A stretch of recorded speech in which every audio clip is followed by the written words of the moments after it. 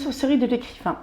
Eh bien, assis. J'espère que vous êtes assis parce que c'est la première fois que je vais faire un book unhaul.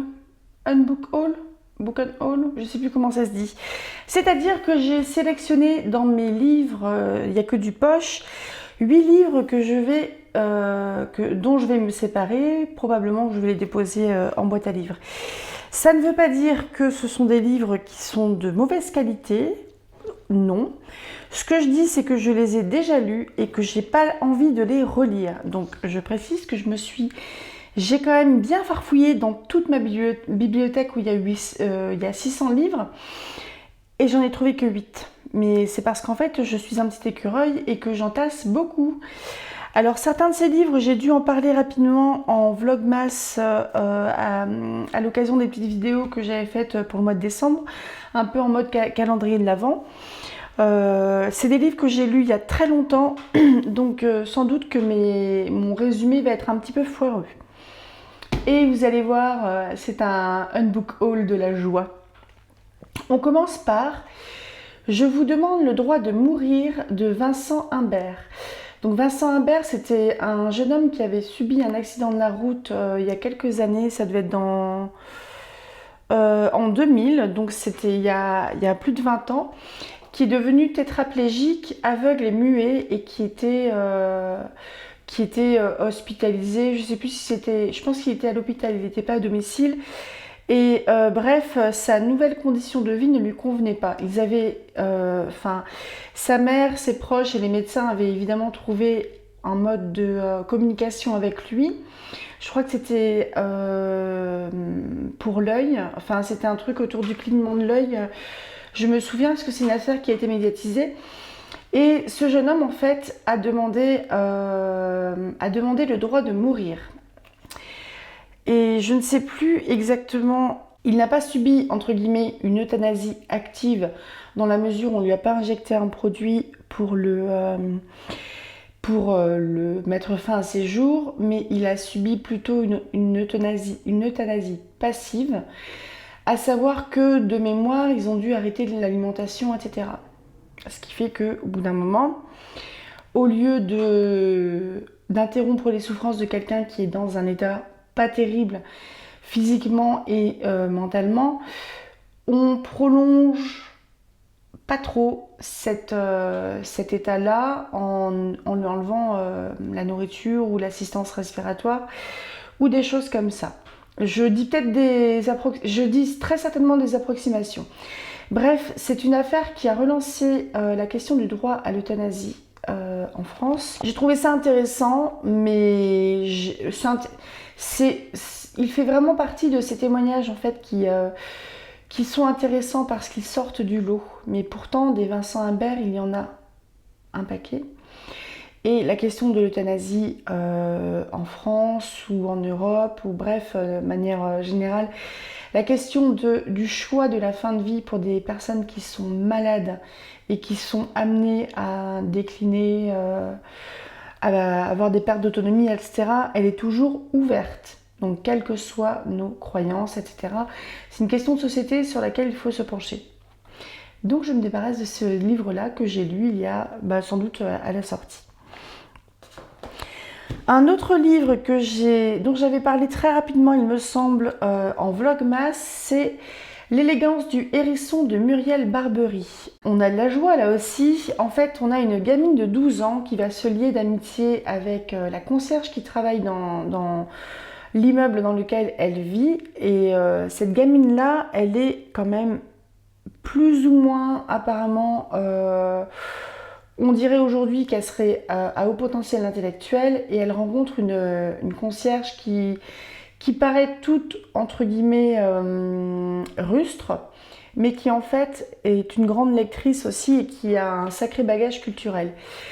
Il va se lier du coup une amitié entre cette jeune fille de 12 ans qui se sent tellement décalée par rapport aux autres qu'elle a décidé de mettre fin à ses jours, et cette concierge qui n'est pas du tout ce qu'elle paraît être. Et j'ai quand même un petit souvenir que c'était une lecture qui était plutôt sympa. J'ai le souvenir d'une adaptation ciné avec Josiane Balasco, Mais c'est pas forcément un livre que j'ai envie de conserver parce que j'ai pas forcément envie de le relire. Mais ça n'enlève pas du tout que j'en ai un bon souvenir, mais j'ai pas forcément envie de me replonger dedans.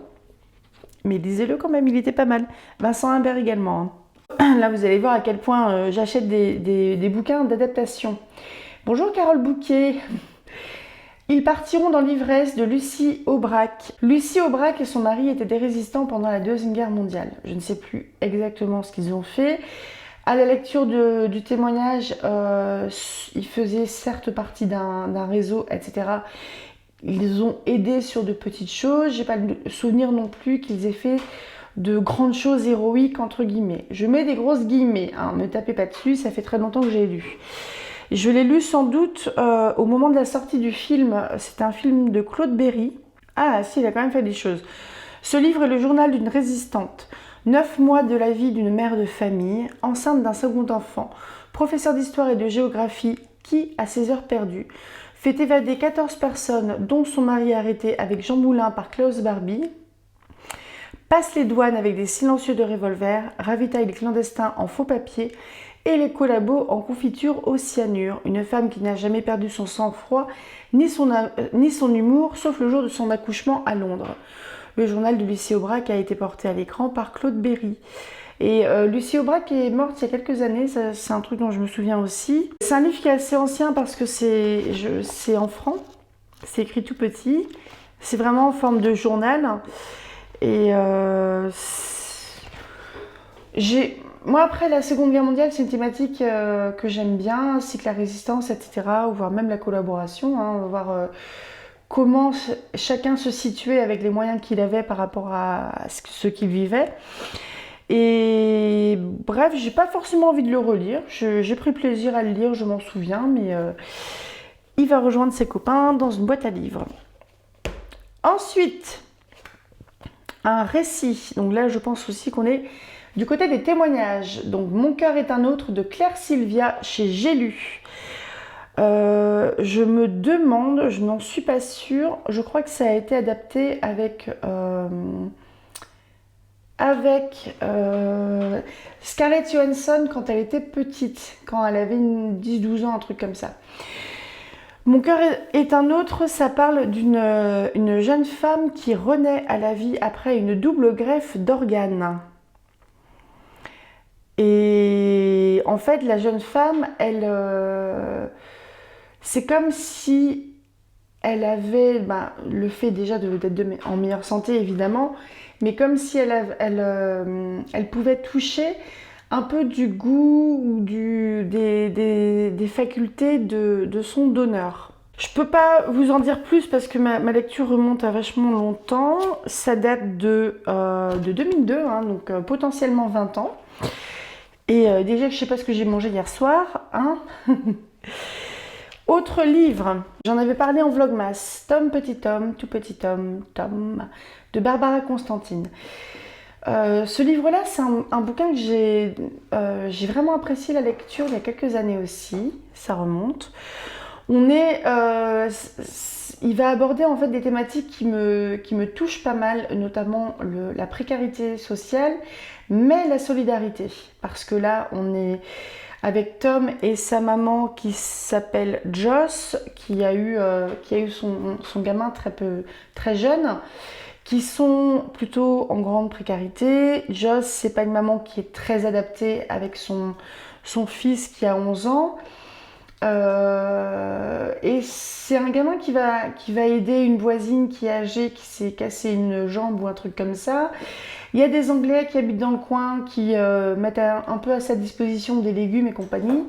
Et au final, il y a une espèce de solidarité qui se tisse entre des voisins qui ne se fréquentent pas forcément, mais qui vont être amenés à le faire. Et j'ai trouvé ça relativement choubidou, c'était vraiment tout mignon. C'est des chapitres qui sont très très courts, qui vont faire 2-3 pages, etc. Donc une narration assez saccadée, on va dire, mais c'est vraiment tout mignon. C'est vraiment tout mignon avec un style qui est adapté justement, qui caractérise les personnages, qui sont pas non plus, qui sortent pas de l'ENA entre guillemets, mais c'est une histoire qui est pleine de tendresse, qui est vraiment choupie. Donc c'est un peu un cadeau que je fais à celui qui le trouvera en boîte à livres. Livre suivant. Eh ben, les autres livres de cette autrice, je vais certainement m'en débarrasser. C'est Kevin le Révolté de Torrey L. Hayden. Donc ça, c'est un très vieux livre qui est en franc. Ça date de 1984. Je suis de 82, moi. Et si vous voulez, Torrey Hayden était une psychologue spécialisée dans les problèmes de l'enfant, une psychologue américaine qui a exercé en Angleterre. Et je me souviens, il y a un moment, quand on était abonné chez France Loisirs, donc j'étais adolescente, on a acheté plusieurs livres de Torrey Hayden qui parlaient, sans doute par beaucoup de détours, parce que c'est un petit peu le secret professionnel, qui parlait de ses patients, notamment un livre impatient entre guillemets. Et Kevin le Révolté, il est considéré comme un cas désespéré parce que Zoo Boy, on avait presque oublié le nom de cet adolescent qui vivait tapis sous les tables. Il a cessé de parler vers l'âge de 9 ans, abandonné par sa mère, il est confié à des institutions spécialisées, mais personne n'est venu à bout de son mutisme volontaire. C'est alors qu'on fait appel à Torrey L. Hayden, dont les méthodes commencent à susciter l'intérêt des psychologues traditionnels. Un rude et passionnant combat s'engage aussitôt contre la peur et la souffrance, mais les réserves de patience et pourquoi pas de tendresse de Torrey Hayden sont inépuisables. Donc on va dire qu'on est sur du témoignage qui est romancé parce qu'évidemment elle va pas pouvoir, elle ne va pas raconter l'histoire de la personne telle qu'elle est. De mémoire, je dois avoir 2, 3, voire 4 bouquins d'elle. C'est pas forcément des livres que j'ai envie de relire non plus parce que j'ai un petit peu de bouteille en termes d'éducation spécialisée, de souffrance psychique depuis. Mais bon, c'est un livre que j'ai apprécié dans mon parcours d'adolescente pour commencer à comprendre un petit peu les gens qui sont un peu différents de nous aussi. Et c'était intéressant, mais je le libère aussi. On verra si ça plaira à quelqu'un. 2 autres livres dont j'ai parlé pendant les Vlogmas. Le bizarre incident du chien pendant la nuit de Mark Haddon. C'est un gamin autiste de mémoire, il me semble, qui va enquêter en fait sur la mort du caniche de ses voisins. Ça marche un petit peu comme un journal de bord. Si l'écran a bougé, je m'excuse, j'ai un peu tapé joyeusement dans ma pile de trucs là qui soutiennent l'ordi. Mais donc c'est un gamin qui va enquêter sur la mort du chien des voisins. C'est un gamin qui est autiste ou peut-être dans la psychose, qui est très ritualisé et qui a une façon de penser bien à lui. Et on est un petit peu en mode journal intime, mais journal d'enquête aussi, parce que c'est une enquête que le gamin est déterminé à résoudre. Et j'ai le souvenir que c'est un truc qui est vraiment plein de tendresse aussi, se mettre un peu à la portée de ces enfants qui sont un peu décalés par rapport aux autres, et tout en ayant beaucoup de tendresse pour eux. J'avais trouvé ça sympa. Mais comme pour les autres, le verdict, c'est que je n'ai pas forcément envie de le relire. Donc il va rejoindre ses petits copains en boîte à livres. Et dernier livre, c'est Graceling de Christine Cashore. Et de mémoire, c'est le premier tome d'une trilogie, sauf que j'ai que le premier. Ce qui fait... Et encore, j'ai pas le souvenir de m'être forcément ultra éclatée par cette lecture. Bon, je m'en souviens plus. Mais dans les Graceling, en fait, dans cet univers, les gens qui ont des pouvoirs ont des yeux impairs ou verrons, donc des yeux de couleurs différentes. Et je crois qu'elle est... Voilà, bon, je vous lis le 4e, c'est le plus facile. La lecture remonte à un moment. Dans les 7 royaumes, on les appelle les Graceling, des êtres rares dotés de pouvoirs incroyables. Katsa, elle, peut tuer un homme à main nue, et son oncle, le roi des Midlands, l'oblige à assassiner pour son compte. La rencontre de la tueuse avec le prince Po, un autre Grisling, va changer le cours de son existence. De mémoire, c'était une trilogie. Et en fait, j'ai le souvenir que c'était assez, entre guillemets, facile. Je pense que c'est de la fantaisie qui est plus pour adolescents, que je pense que c'est un petit peu en surface.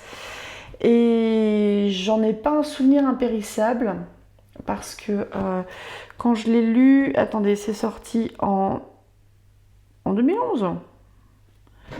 C'est sorti en 2011. Bah, j'ai l'impression que c'est beaucoup plus vieux que ça. Enfin, c'est vraiment pour dire que j'en ai pas un souvenir impérissable. Donc, il va rejoindre ses petits copains en boîte à livres. On verra ce que ça va donner. Parce que je ne vais pas les déposer au Secours Populaire. La dernière fois que je suis sortie du Secours Populaire, j'avais 13 ou 14 bouquins dans les bras. Donc, on va éviter d'y retourner. Ça peut être trop tentant. Surtout que je viens d'y aller il n'y a pas longtemps. Donc, premier book haul. Premier unbook haul. Je suis émue. Je suis étonnée. Et vous, alors, c'est quoi vos pratiques en termes de, bon allez, ces bouquins-là, je peux plus les voir, je les vire. Ce sont des livres que vous avez lus obligatoirement, c'est des livres que vous avez abandonnés en cours de lecture, c'est des bouquins que vous avez en double aussi, pourquoi pas. Moi j'ai des doubles, hein. J'ai 2 doubles, je me suis plantée. Est-ce que c'est des bouquins qu'on a pu vous offrir? Moi ça m'est arrivé ça. On va dire une erreur de casting. C'est un copain qui m'avait offert un Barry Trotter ou je sais pas quoi. Donc une parodie sur Harry Potter. Et en fait, moi, les parodies, j'aime pas du tout ça. J'ai même pas essayé de le lire, honnêtement, parce que je suis partie du principe que j'allais pas aimer, donc j'ai même pas essayé. Et du coup, je m'en suis débarrassée. Donc, quels sont, vous, les livres dont vous vous débarrassez? C'est des bouquins qui ne vous ont pas plu, qui ne sont pas en bon état et vous voulez en avoir en meilleur état, des bouquins que vous avez récupérés de Tata Jacqueline de son grenier et qui sentent pas bon. Qu'est-ce que vous faites, vous? Quels sont ces livres dont vous vous débarrassez? Vous avez 3 heures. Mais n'hésitez pas à me donner des tips aussi, parce que moi, j'ai énormément de difficultés vraiment à me débarrasser de livres, et je pense que les bouquins que je veux plus facilement donner, ça va être les poches, soit parce que je les ai depuis très longtemps, ou alors que je les ai eus pour pas cher. Mais je pense qu'un livre qui me plaît, je le garde en fait, parce que potentiellement je peux le relire d'ici quelques temps. Pourtant, il prend de la place aussi. Donc voilà, je m'arrête là. Je vous avais dit au revoir, non?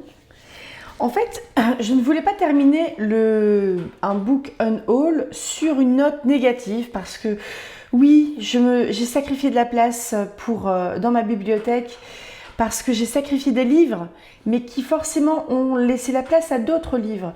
Donc de mémoire, j'ai dû en virer 11, 12, 13 par là. Et à la boîte à livres, la pêche n'a pas été énorme, mais j'ai trouvé quelques belles choses. J'ai 2 romans et un dictionnaire amoureux. On commence par La jeune fille à la perle de Tracy Chevalier. Donc qui a été adapté avec la magnifique Scarlett Johansson il y a quelques années déjà. Oh, il y a Cillian Murphy. Je sais pas si on dit Cillian Murphy, Cillian Murphy. La jeune et ravissante Griette, G-R-I-E-T, est engagée comme servante dans la maison du peintre Vermeer. Nous sommes à Delft, au XVIIe siècle, l'âge d'or de la peinture hollandaise. Griette s'occupe du ménage et des 6 enfants de Vermeer en s'efforçant d'amadouer l'épouse, la belle-mère et la gouvernante, chacune très jalouse de ses prérogatives. Au fil du temps, la douceur, la sensibilité et la vivacité de la jeune fille émeuvent le maître qui l'introduit dans son univers. À mesure que s'affirme leur intimité, le scandale se propage dans la ville. Un roman envoûtant sur la corruption de l'innocence, l'histoire d'un cœur simple sacrifié au bûcher du génie. Carrément. Donc là on est chez Folio avec une image du film du coup. C'est un roman qui a été publié en 2000 aux éditions de la Table Ronde qui est Voltaire et chez Folio en 2002. Je vais vous lire un petit bout sur le premier chapitre. On est en 1664. Ma mère ne m'avait pas dit qu'ils allaient venir. Elle ne voulait pas que j'aie l'air inquiet, m'expliqua-t-elle plus tard. Cela m'étonna, moi qui croyais qu'elle me connaissait bien. Au regard des personnes étrangères, je paraissais calme. Enfant, je ne pleurais pas. Seule ma mère remarquait la façon dont je contractais la mâchoire et j'écarquillais des yeux déjà grands. J'étais à la cuisine en train de hacher des légumes quand j'entendis des voix provenant de l'entrée. La voix d'une femme, aussi étincelante que cuivre bien astiqué, et celle d'un homme, aussi dense et sombre que le bois de la table sur laquelle je travaillais. C'étaient là des voix comme nous n'en entendions pas souvent chez nous. Des voix rappelant de somptueux tapis, des livres, des perles, des fourrures. Heureusement que je m'étais donné tant de mal pour nettoyer l'entrée. La voix de ma mère, une marmite, une bonbonne, se rapprochait de moi. Il se rendait à la cuisine. Je rangeais les poireaux que j'étais en train de couper, posais le couteau sur la table, m'essuyais les mains à mon tablier et pinçais mes lèvres pour les lisser. Ma mère apparut à l'entrée. Elle me décocha du regard une double mise en garde. La femme derrière elle dut rentrer la tête à cause de sa taille. Elle était plus grande que l'homme qui la suivait. Dans ma famille, tout le monde était petit, y compris mon père et mon frère. Bien que la journée fût calme, on eût dit que la femme avait été prise dans une bourrasque. De sa coiffe de guingois s'échappaient de minuscules boucles blondes qui s'agitaient sur son front, telles des abeilles. Elle les chassa plusieurs fois avec impatience. Son col aurait eu besoin d'être redressé. Il n'était pas aussi raide qu'il aurait pu l'être. Elle repoussa sa cape grise sur ses épaules et je vis que sous sa robe bleu foncé, un bébé s'annonçait. Il arriverait d'ici la fin de l'année. Le visage de la femme rappelait un plat d'argent ovale, tantôt étincelant, tantôt terne. Ses yeux étaient deux boutons brun clair, teinte que j'avais rarement vue, associée à des cheveux blonds. Elle faisait mine de m'examiner sans parvenir à concentrer son attention, son regard voltant par toute la pièce. « C'est donc la fille ?» dit-elle d'un ton abrupt. « C'est Grit, ma fille, » répondit ma mère. Je saluai respectueusement l'homme et la femme. « Disons qu'elle n'est pas bien grande. Est-elle assez forte ?» Au moment où la femme se tournait vers l'homme, un pan de sa cape entraîna le couteau dont je venais de me servir. Il alla tournoyer sur le sol. La femme poussa un cri. « Katharina !» dit l'homme avec calme. Il prononça son nom comme s'il avait un morceau d'écorce de cannelle dans la bouche. La femme s'arrêta, faisant effort pour se dominer. Je m'arrête là. C'est un film dont j'ai juste vu quelques extraits parce que je pense que je suis tombée dessus quand il était diffusé à la télé. Du coup, j'ai pas continué parce que je suis tombée en plein milieu. Mais tout l'aspect peut-être un petit peu muse, l'aspect aussi autour de l'artiste et puis la jeune fille à la perle, il faut aussi se souvenir que c'est un tableau de Vermeer qui est très connu. Donc là, j'imagine qu'on est sur une espèce d'extrapolation de l'identité de cette jeune fille pour savoir qui était cette jeune fille, comme on pourrait imaginer une vie à Mona Lisa. Et que ça en a donné ce roman. Je jetterai un œil à des articles sur la jeune fille à la perle pour savoir si c'est vraiment une jeune femme, une jeune servante qui a eu une aventure avec Vermeer ou si c'est extrapolé. Mais je trouve ça intéressant en fait, même d'imaginer, hein. Il y a pas de mal avec ça. On passe à quelque chose de beaucoup plus ancien qui a sans doute beaucoup pas bien vieilli, on va dire. Je parle de la Demoiselle d'opéra de Guy Descartes. C'est une illustration de Paul Durand. On est chez J'ai lu, 1974. J'adore les vieilleries. Pourquoi j'ai pris ce livre? Parce que Guy Descartes, j'ai déjà lu au moins un de ses livres il y a fort longtemps. Parce que la femme de mon père, elle a l'Impur chez elle, que j'avais emprunté, que j'ai dû lire quand j'étais adolescente. Et je vous fais un pitch très rapido de l'Impur. L'Impur, on se retrouve, il me semble, en Inde au moment des colonies. Il me semble que la femme, elle est française. C'est plutôt une femme, entre guillemets, de mauvaise vie, qui a des amants, etc. C'est des souvenirs très lointains, je dis peut-être des bêtises. Je vous le mettrai en lien. Et cette femme va attraper une maladie. Alors je sais plus si c'est un truc autour de... Il me semble que c'est la peste ou la lèpre, parce que là-bas il y avait des léproseries. Ceux qui ont la peste aussi étaient écartés parce que ça existe encore, la peste et la lèpre. Et je sais que cette femme-là, en fait, elle a été touchée par cette maladie-là, mais qui n'a pas atteint son visage. Ce qui fait que quelque part, elle conservait sa beauté. Sa beauté qui lui apportait une mauvaise réputation et qui lui a sûrement aussi coûté, entre guillemets, beaucoup d'amants, de jalousie chez les femmes. Donc c'est certainement des livres qui maintenant ont mal vieilli dans la mesure où les mœurs ont évolué. Là, c'est un livre de 1974, mais il a peut-être été publié en grand format avant. 48. Et à mon avis, Guy Descartes, il a dû naître en 1800 et quelques, je pense. On le voit là, le monsieur. Au cœur de Paris étincelle l'opéra. Au cœur d'Adeline Pieplu, fille de concierge, brûle l'amour de la danse. Tant qu'elle possède l'agilité et la souplesse nécessaires, ce sont ses jambes qui expriment ses sentiments. L'amour, la douleur, la joie, la tendresse, la jalousie féminine. Elle connaît 3 guerres, des passions dévorantes et coupables, la gloire et l'abandon, l'opulence et la misère, des rois et des poètes, des machinistes et des financiers. Elle ruine des vieillards, entretient des jeunes gens, a rang de danseuse étoile et devient vedette de revue au music-hall. Elle s'éteint enfin au 1er muguet de mai 1947, peu après son 100e anniversaire. Dans son sillage parfumé, la plume inspirée de Guy Descartes nous fait revivre d'un siècle à l'autre à travers une dessinée éblouissante toute une époque, la belle époque. Donc c'est une femme qui a connu, si elle est morte en 1947, elle est née en 1847, donc elle a connu la guerre de 1870, je ne sais plus qui elle concernait, la guerre de 14-18 et la guerre de 39-45.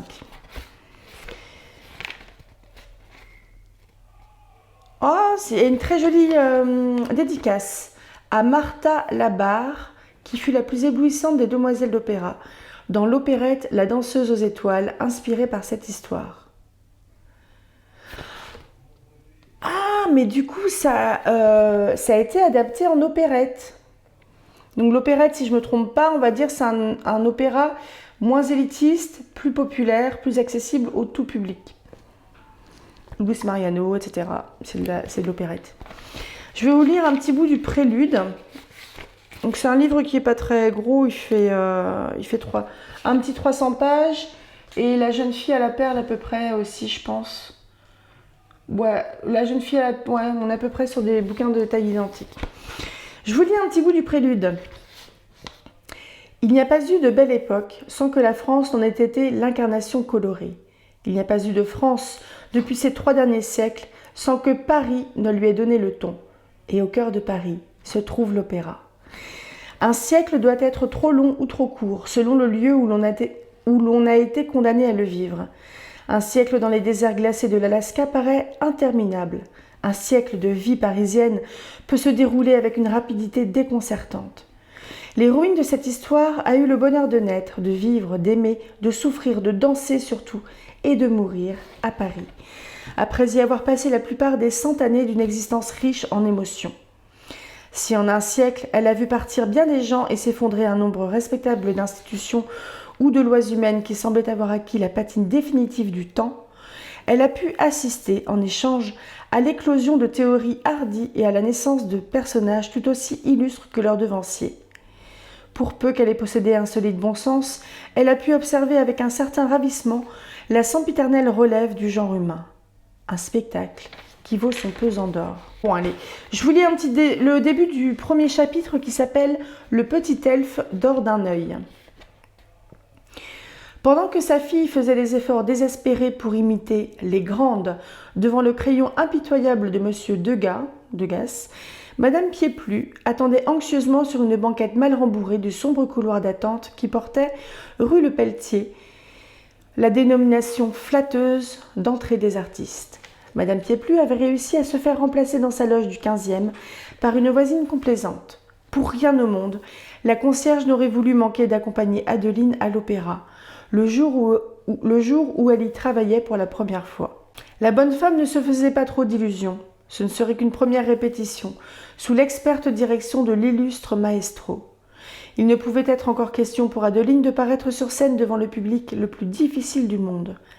quand ce jour, tant attendu et tant espéré, arriverait, ce serait le plus beau de la vie de Madame Pieplu. Je ne trouve pas le début très engageant, mais pourtant, moi, j'ai le souvenir d'avoir vraiment aimé L'Impur.